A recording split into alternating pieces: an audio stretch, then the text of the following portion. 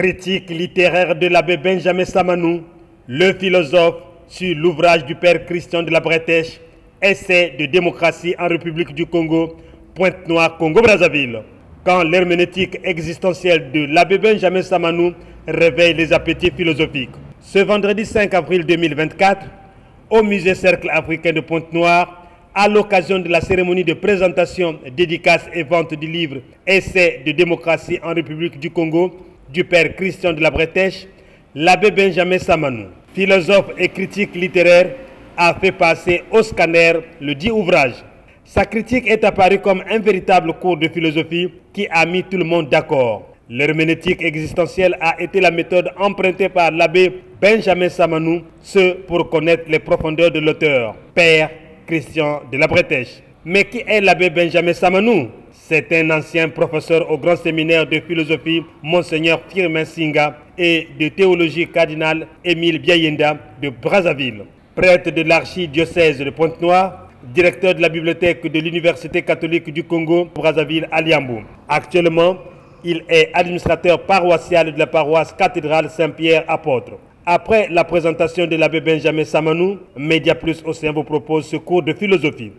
Qu'il me soit permis, pour ma part, de commencer ma prise de parole par une citation d'un philosophe du XVIIIe siècle, un philosophe français, comme vous, Père Christian, et j'ai cité René Descartes. Alors, il disait la chose suivante: la lecture des bons livres est comme une conversation qu'on aurait avec les plus honnêtes gens des siècles passés, et une conversation où ils ne nous livreraient que le meilleur d'eux-mêmes. Et moi j'ajoute, le meilleur de leurs idées, le meilleur de leurs pensées. Mes chers amis, pourquoi je m'inspire de ce philosophe? C'est pour mieux me situer, quand bien même on venait de me présenter, mais il y a toujours des détails qui nous échappent dans une présentation. Pour que nous comprenions et que vous me compreniez d'où je parle. Autrement dit, quel est mon point d'ancrage?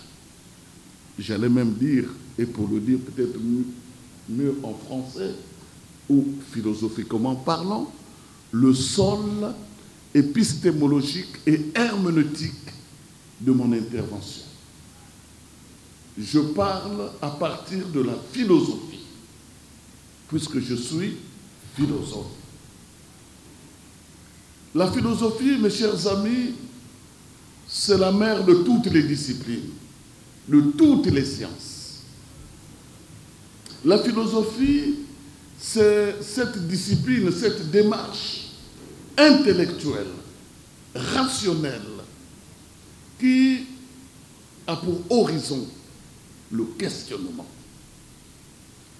Père, je suis rentré dans votre livre par ce biais, en me posant des questions. Voilà ce qui guide mon intervention, et voilà aussi ce qui faisait dire à un autre philosophe, Claude Lefort. Il disait qu'il lui semblait étranger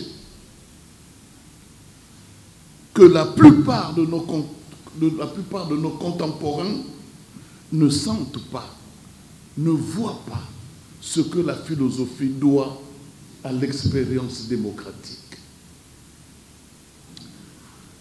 Cela étant, cher Père Christian, mesdames et messieurs, avant de vous dérouler mon propos, permettez-moi de vous remercier, Père Christian, et avec vous, tous les organisateurs, j'utilise un mot philosophique, de cet agora, donc de ce rassemblement.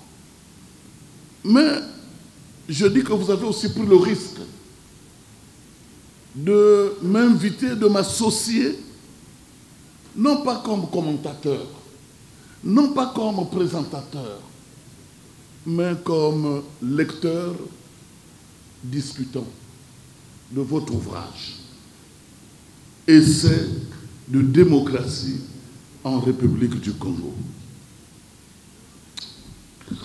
Je dis bien, et nous nous comprenons, lecteur discutant. Essai de démocratie que vous nous présentez aujourd'hui est un essai, donc un ouvrage.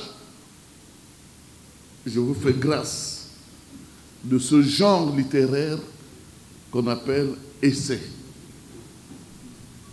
Je constate que votre ouvrage comporte 241, sinon 242 pages.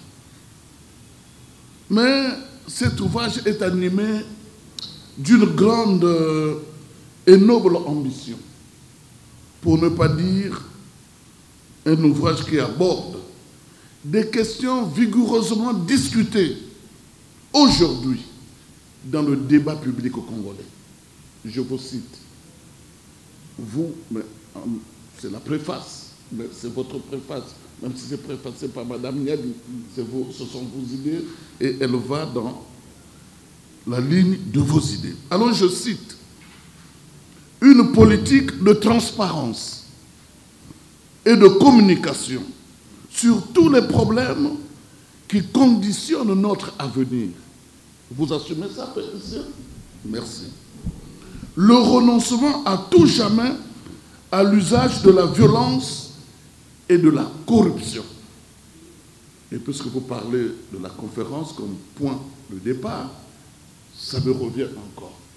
Je me souviens de ce grand discours de l'abbé Portela à l'époque, aujourd'hui Monseigneur, qui disait « il ne faut pas rater le coach ». Je me souviens encore de ce grand discours qui est resté historique, Jean-Pierre Tisser-Tikaya. Plus jamais ça, plus jamais ça, plus jamais ça. Mais vous nous dites de renoncer à tout jamais à l'usage de la violence et de la corruption. L'exclusion des personnalités corrompues. La restauration de la société civile et de l'état de droit pour une longue et périlleuse marche vers la démocratie qui devra être, je vous cite toujours, mais je cite votre préface, morale ou ne pas être. C'est la page 6. 6 et 7. À cela, mes chers frères et sœurs, mes chers amis, s'ajoute aussi cette idée forte, massue, que les chrétiens sont et doivent aussi être présents dans le débat public.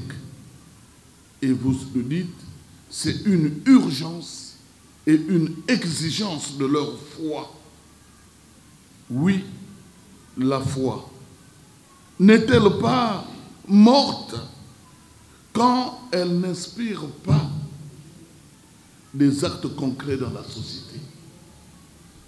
L'Église n'a-t-elle pas fait clairement le choix de la démocratie selon les termes du Saint-Pape Jean-Paul II? Je le cite. L'Église apprécie le système démocratique comme système qui assure la participation des citoyens aux choix politiques et garantit aux gouvernés la possibilité de choisir et de contrôler leurs gouvernants ou de les remplacer de manière pacifique lorsque cela s'avère opportun. Cependant, s'agissant de notre essai de la démocratie en République du Congo, je mesure très vite que la démocratie, c'est vous qui le dites, s'est enfoncée. Et moi, j'ajoute, s'est décomposée, s'est défigurée. Alors, nous sommes un peu comme dans un désenchantement. pour ceux qui ont le livre, regardez la couverture du Père. Père. Sur cette couverture, je vois des hommes en col blanc. Des gens qui ne se regardent pas. Donc, incapables d'instaurer un débat démocratique. Des gens qui sont l'un à côté de l'autre, mais ne se voient pas. Ils ne se parlent pas. Des gens qui sont en quelque sorte dressés, inquiets, impatients, dans l'attente probablement d'un éclairci. Et ça m'a fait penser à la caverne de Platon. Beaucoup ici vont se retrouver. Où des prisonniers sont enchaînés depuis leur naissance et qui voyaient les ombres et considéraient les ombres pour étant la réalité ou bien la vérité. C'est l'image que vous nous renvoyez de la conférence nationale souveraine du Congo. J'espère que vous assumerez et vous répondrez à ça. Mes chers amis, Jacques Attali, que beaucoup parmi vous connaissent, un Français, parle d'un idéal éthique d'une certaine conception de la démocratie. Et ce, en vue de transformer la société. Et nous sommes au cœur de l'éthique démocratique. Alors, souffrez aussi que je dise quelque chose sur l'auteur, sur son auteur, l'auteur que vous êtes, Père Christian. Oui, nous avons entendu des témoignages depuis Brazzaville jusqu'ici. Donc, vous pouvez me reprocher, beaucoup de choses ont déjà été dites sur le Père Christian. Qu'est-ce qu'il va encore nous dire? Qu'est-ce qu'il va encore nous sortir? En tout cas, rassurez-vous, je suis de ceux qui pensent qu'il y a encore beaucoup à dire. Je suis, et je vous l'ai dit, et c'était à dessein, quand je disais que j'étais philosophe, et que, comme philosophe, l'herméneutique, c'est la méthodologie de la philosophie. Et il y a deux types d'herméneutique. Il y a l'herméneutique classique, je laisse de côté, et il y a l'herméneutique existentielle, qui consiste à faire quoi?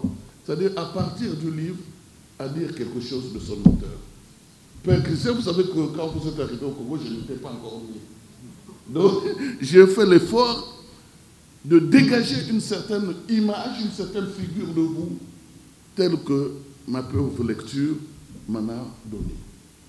Alors, quelle est cette figure? Je suis allé la chercher dans un livre ancien, Le banquet de Platon. Alors, dans le banquet de Platon, Socrate, bien sûr, donc entre en dialogue avec la figure d'une prêtresse, d'une prophétesse et d'une savante. Elle, Diotime de Mantinée. Et c'est alors même que celle-ci n'est pas présente dans ce rendez-vous entre hommes lettrés. Même si nous ne savons que fort peu de choses au sujet de Diotime de Mantinée, hormis cette résonance chez Socrate, qu'elle a enseigné des choses, elle a enseigné des choses d'amour, donc les choses de l'esprit, Diotime de Mantinée a inspiré Socrate pour réagir à l'éclatant discours d'Agathon sur ce qu'est l'amour, ses qualités et ses dons, et d'autres aussi mémorables comme celui d'Aristophane. J'espère que vous avez perçu le mot qui m'intéresse ici. Diotime de Mantinée a inspiré Socrate. Oui, Père, c'est cette figure-là que je vous attribue. une figure inspiratrice. Et il me semble que si on n'a pas perçu cette figure, que le Père Christian est une figure inspiratrice, on aura du mal à entrer dans son livre. Alors vous allez me dire, mais qu'est-ce qu'une figure inspiratrice? C'est une figure qui nous bouscule. Oui, vous nous bousculez. Et il nous bouscule dans nos certitudes. C'est une figure qui nous réveille de quoi? De notre sommeil dogmatique, de nos apathies. Une figure qui nous parle. Effectivement, vous nous parlez et nous provoque, nous donne à voir, nous donne à penser et nous donne à entendre.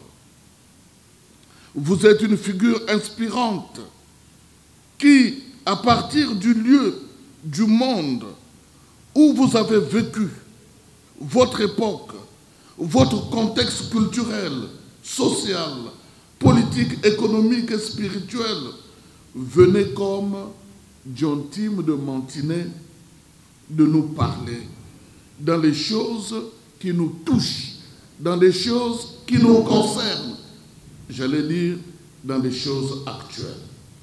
Une figure inspirante qui entre en interaction avec les questions d'actualité que vous mettez en discussion, en débat. Avec John Tim de Mantinet, Socrate s'est déplacé cela va de soi, au profit de l'avènement d'une ouverture à une nouvelle lecture du monde. Ce à quoi vous nous êtes invités, tel est ce que représente une figure inspirante. Un exemple à suivre dans l'engagement, une compagne de route intellectuelle et spirituelle, une figure qui a vécu et qui tente de répondre aux défis et aux questions fondamentales de notre temps. Pour tout dire, une figure inspirante est une figure qui peut aussi nous accompagner, et vous êtes là pour nous accompagner dans ce que nous dénonçons, vous dénoncez, dans ce que nous énonçons, vous énoncez, mais surtout dans ce que nous annonçons, que vous annoncez dans le champ politique démocratique, dans le contexte actuel de notre pays. Tel est bien votre cas aujourd'hui, Père Christian. Cela m'amène donc à focaliser mon attention sur un point philosophico-politique. Et ce point concerne l'axe de ma lecture. Cet axe, je l'ai intitulé l'axe conceptuel. Il concerne la cohérence et la pertinence de votre livre et de vos propos et tient à un paradoxe, voire à une contradiction interne. Peu analysée, certes, mais pratiquement très discutable.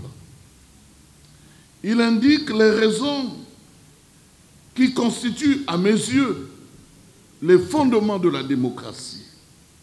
D'une part, la démocratie suppose le respect de toutes les opinions et de la liberté de chacun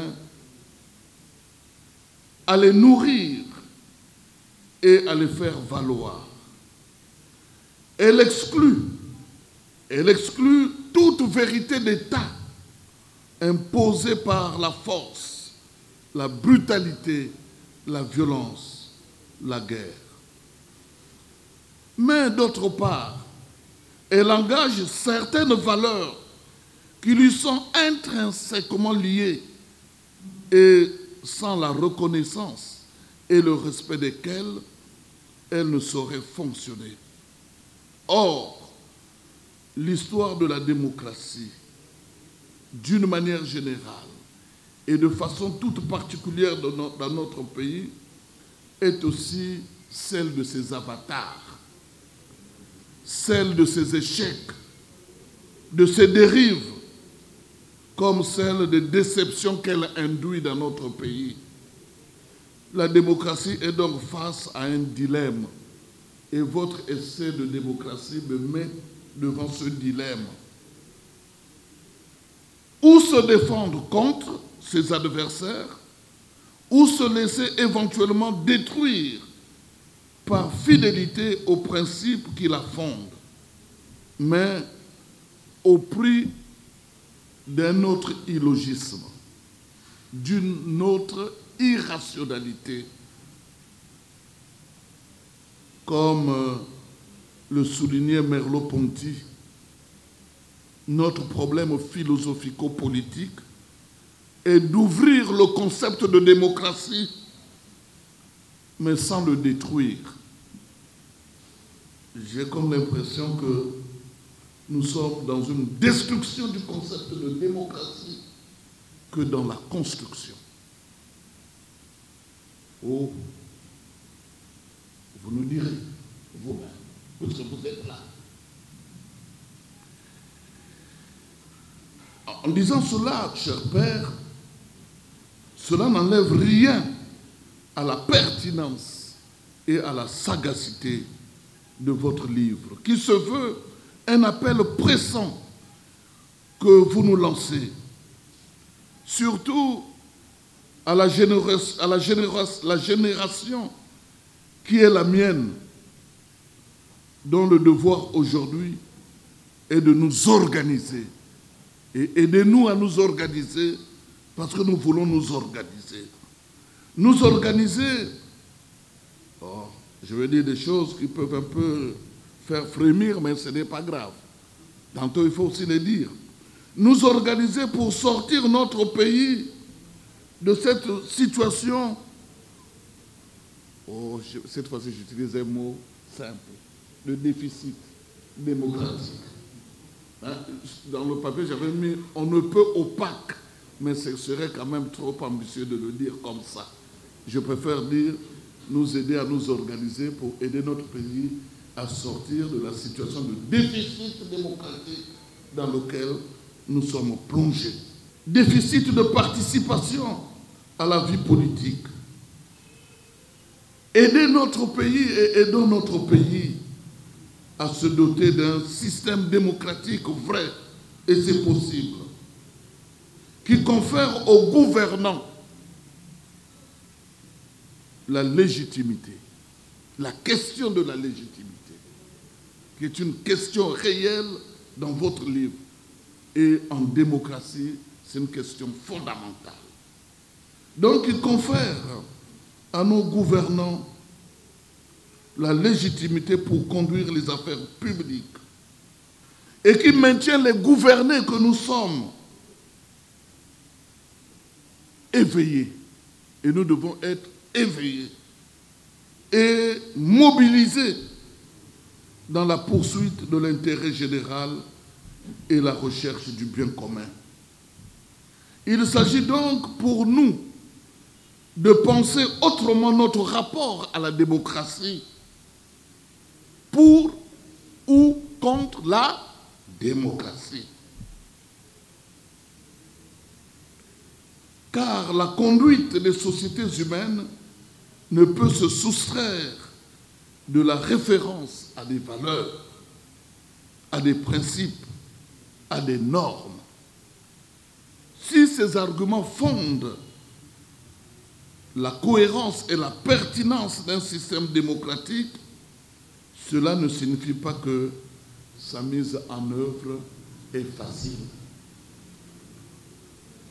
Aussi, la démocratie est-elle tributaire d'une appartenance réelle ou fictive à un espace et à un groupe humain? Un peuple qui se définit lui-même par une appartenance à un ensemble socioculturel, un héritage patrimonial, matériel ou immatériel, des valeurs, en somme, un vécu. Ces éléments ne sont-ils pas des repères pour le peuple en question et ne lui procurent-ils pas une certaine cohésion? L'expérience démocratique n'exige-t-elle pas une autre manière d'analyser la diversité culturelle, ethnique ou tribale, et ce, non pas à partir d'une perception réifiante de la société, des ethnies, des tribus, mais à partir des processus, des interactions complexes, sociales, qui sont en jeu. Eu égard à cela, la démocratie n'est ni une théorie, ni une démarche, ni un concept doté d'une définition consensuelle, mais un champ de recherche à l'intérieur duquel différents présupposés épistémologiques se croisent. Aussi, pour autant qu'elle remonte à ces paradigmes procéduraux pour mieux définir son objet, la philosophie ne pouvait demeurer absente des problématiques sociologiques, éthiques et politiques qui se chevauchent dans votre livre « Essai de démocratie en République du Congo ». Toutefois, et je m'en vais bientôt atterrir, comme ça vous rassure, toutefois, lorsque la philosophie, notamment la philosophie politique, s'est interrogée sur le pouvoir et sur son exercice, chez Aristote, un philosophe grec antique, nous sommes là au 5e siècle avant Jésus-Christ. Chez Aristote, elle s'est en général posé deux questions fondamentales. Et ces questions traversent votre essai de démocratie, mais de manière sibylline, donc en filigrane. La première question: qui sera le pouvoir souverain de la cité? Et Aristote envisageait pour sa part que fussent appelés à gouverner ou bien la masse, ou bien les riches, ou bien les honnêtes gens, ou bien un seul, mais le meilleur de tous, ou bien un tyran. Et dans nos démocraties, les tyrans, nous en avons. En second lieu, la philosophie politique s'est demandé sous quelle modalité le souverain légitime devra exercer cette souveraineté.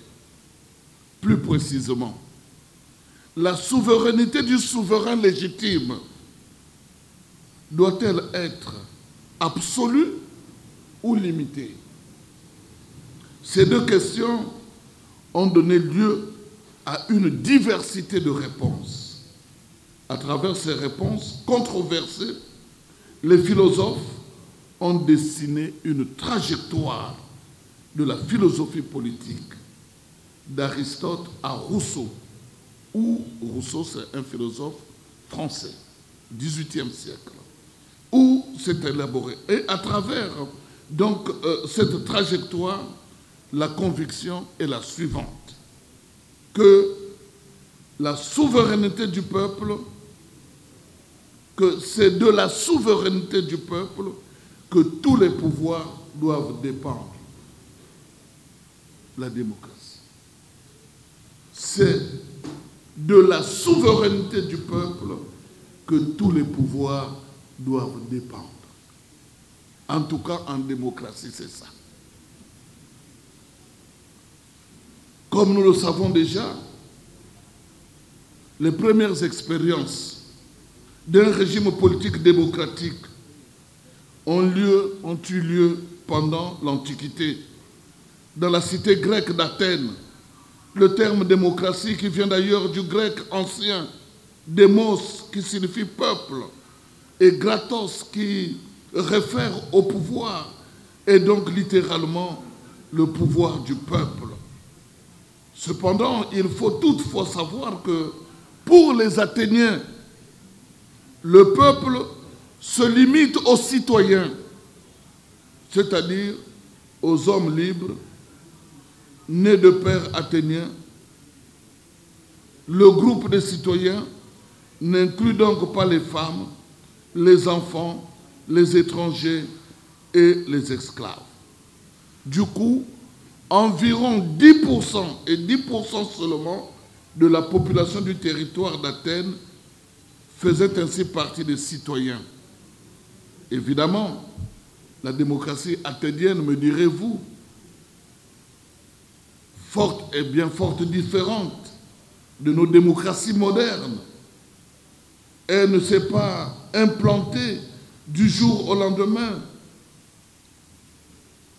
C'est une démocratie directe et non représentative. La mise en place d'un régime politique où l'ensemble des citoyens pouvaient participer à la prise de décisions était inédite dans le monde grec. C'est donc graduellement que les institutions démocratiques ont vu le jour à Athènes. Clisthène, après lui Solon, y ont joué un rôle primordial à la fin du VIe siècle. Alors, frère, où sont passés les gens que vous entendez ici? Et pourtant, eux aussi étaient porteurs d'un rêve, porteurs d'une vision, d'un projet, porteurs de convictions. Ces femmes, s'il y en a, mais ici, a priori, il n'y a que des hommes. Donc on est dans la démocratie athénienne où les femmes étaient exclues de l'espace public. Il n'y a que des hommes. Hein. Regardez ceux qui ont le livre. Vous voyez bien les visages que des hommes. Mais j'ajoute, où sont-ils passés? Ceux-là sont où maintenant, au jour d'aujourd'hui? Vous nous direz. Sont-ils toujours encore dans cette nébuleuse? Où ils sont sortis? Où ils sont ailleurs? Enfin, je clôture, puisque je suis à la fin, 2 choses à dire. La première, c'est que, bon, je fais court, les citoyens athéniens se sont fortement engagés en faveur de la démocratie après les guerres. La Grèce était en guerre contre les Perses. Donc c'est après les guerres que les citoyens ont pris véritablement conscience des enjeux de la démocratie. Et nous, il me semble qu'il y a eu aussi, moi je n'étais pas là, il me semble qu'il y a eu aussi des guerres au Congo. Avons-nous, comme les Grecs, aussi pris conscience qu'il nous faut maintenant la démocratie? Ça, c'est la première piste. La deuxième piste, c'est que il y a un problème majeur aujourd'hui. C'est celui de la démocratie sans valeur. Et c'est de démocratie en République du Congo me renvoie à ce problème. J'ai comme l'impression que nous sommes au Congo dans une démocratie sans valeur. Bon, c'est peut-être un jugement de valeur. Vous répondrez, hein? Parce que moi j'ai dit que je vous posais aussi des questions. Vous nous direz. Donc voilà 2 problèmes que moi je pointe. 1, la prise de conscience que nous devons nous réveiller après tout ce que nous avons connu? Et deuxièmement, sommes-nous vraiment dans une démocratie sans valeur? Et je me dis, mais comment, devant ces problématiques, on a parlé de la doctrine sociale de l'Église, la doctrine sociale de l'Église, vous qui êtes prêtres, la doctrine sociale de l'Église peut nous aider à aller de l'avant et à purifier, s'il y a du purifiable encore aujourd'hui dans notre démocratie. Alors les amis, merci pour votre aimable attention.